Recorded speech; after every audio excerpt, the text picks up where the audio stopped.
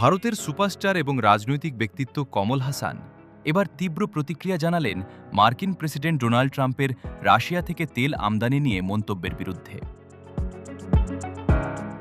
Trump বলেন, ভারতকে সাময়িকভাবে রাশিয়া থেকে তেল আমদানি করার অনুমতি দেওয়া হয়েছে যাতে বিশ্ববাজারে তেলের দাম নিয়ন্ত্রণে রাখা যায়।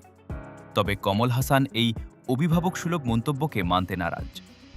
সামাজিক মাধ্যম এক্সে তিনি লিখেছেন, মাননীয় প্রেসিডেন্ট, আমরা ভারতবাসী, একটি স্বাধীন ও সার্বভৌম দেশের নাগরিক হিসেবে আমরা আর বিদেশিদের হুকুম শুনি না, তাই আপনার সর্বশক্তি দিয়ে নিজের চরকায় তেল দিন।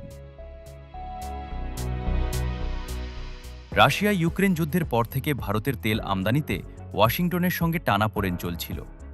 জাতীয় স্বার্থ রক্ষার জন্য ভারত যে কোনো উৎস থেকে তেল কিনতে প্রস্তুত।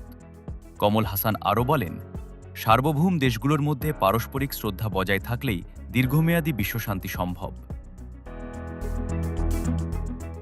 একদিকে রাজনৈতিক বলয়, অন্যদিকে তেলের বাজার। এবার ভারত স্পষ্ট বার্তা দিয়েছে। বিনোদন ডেস্ক, কাল প্রকাশ।